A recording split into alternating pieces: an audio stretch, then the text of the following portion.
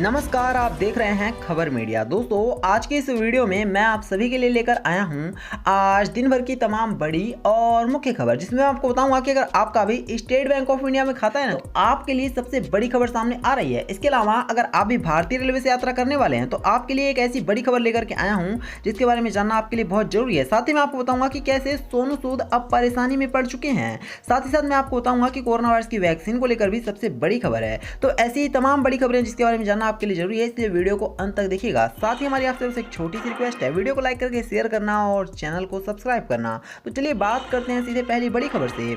SBI ग्राहक सावधान, 17 जून को बंद रहेंगी internet banking YONO UPI service.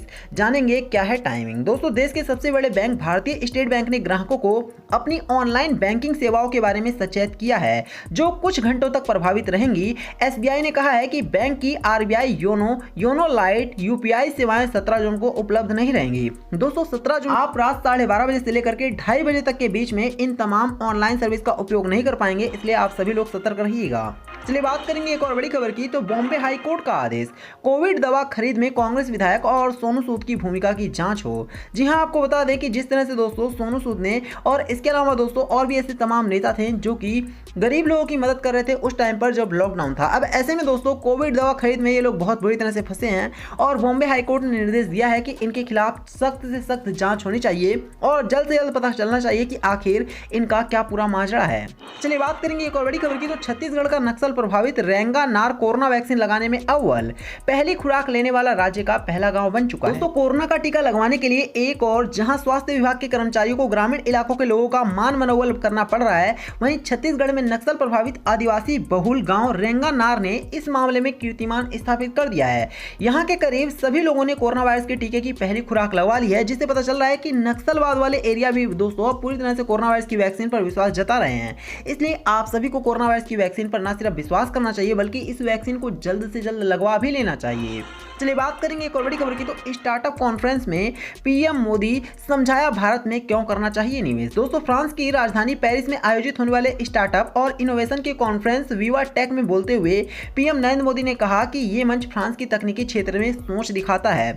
Startup और इनोवेशन की कॉन्फ्रेंस विवा टेक में बात करते हुए पीएम मोदी ने कहा, मेरा मानना है कि जहां पर परंपराएं असफल हो जाती हैं वहां पर इन नए इजाद को मदद मिलती है और भारत में कुछ ऐसा ही चल रहा है और भारत में इनोवेशन का एक बहुत ही अलग माहौल बना हुआ है और यहां पर तेजी से स्टार्टअप को बढ़ावा मिल सकता है। तो साफ है कि पीएम मोदी चाहते हैं कि देश में आकर के कंपनियां अपने स्टार्टअप को फैलाएं, जिससे देश में रोजगार की कमी कभी भी ना हो। चलिए बात करेंगे एक और बड़ी खबर की। तो दिल्ली सरकार कर रही है 5000 हेल्थ सहायकों की भर्ती, 12वीं पास कर सकते हैं कल से आवेदन। जी हां, दिल्ली के मुख्यमंत्री अरविंद केजरीवाल ने बुधवार को बड़ा ऐलान कर दिया।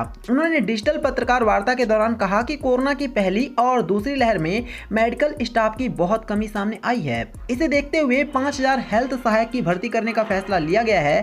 सीएम केजरीवाल ने कहा कि चयनित अभ्यर्थियों को 2 हफ्ते की ट्रेनिंग भी दी जाएगी। उन्होंने कहा कि ब्रिटेन में कोविड की तीसरी लहर आ चुकी है, इसे देखते हुए हम भी तैयारी में जुट गए हैं, डॉक्टर और नर्स की मदद भी करेंगे। तो साफ है दोस्तों कि अगर आप भी किसी भी तरह से हेल्थ केयर में जॉब पाना चाहते हैं तो ये आपके लिए एक बहुत अच्छा मौका है।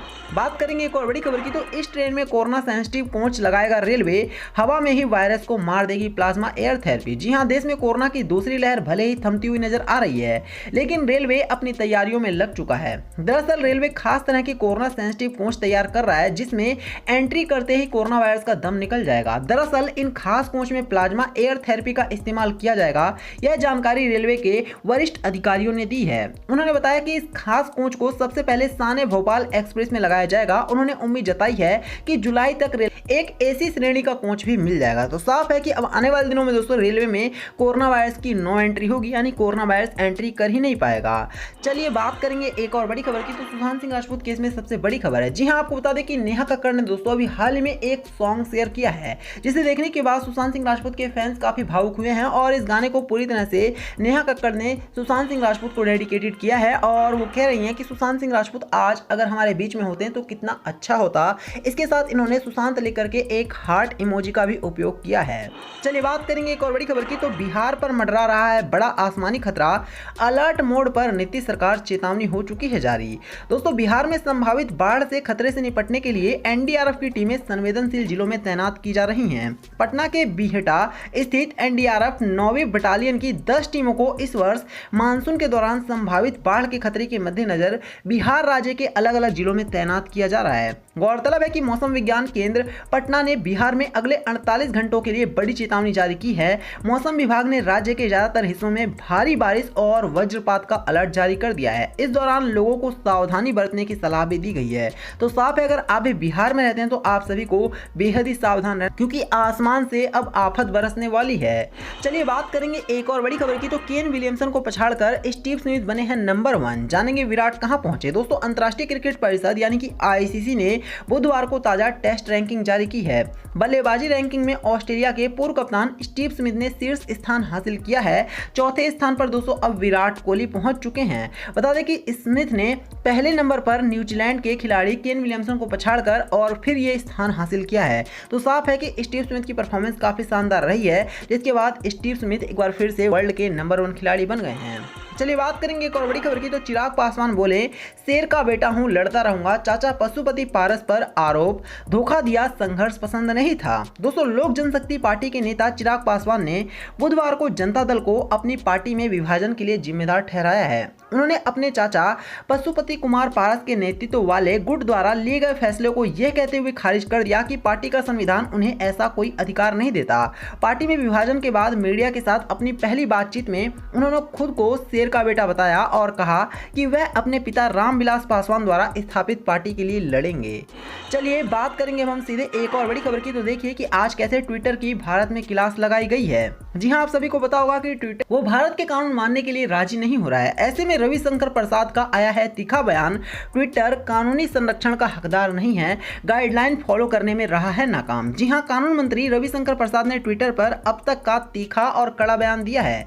रविशंकर प्रसाद ने 2 टूक में कहा है कि ट्विटर को भारत के कानून मानने ही होंगे। ट्विटर अब तक गाइडलाइन फॉलो करने में पूरी तरह से नाकाम रहा, बार बार मौके मिलने के बावजूद मनमानी की है और नई गाइडलाइंस को मानने से इनकार कर रहा है, जिसके बाद अब ट्विटर के खिलाफ भारत में एक बड़ी और कड़ी कार्रवाई हो सकती है। इसके बाद साफ है दोस्तों कि कहीं ना कहीं अब ट्विटर को काफी संभल करके रहना होगा, अन्यथा ट्विटर पूरी तरह से भारत से अब अलविदा कहना पड़ेगा।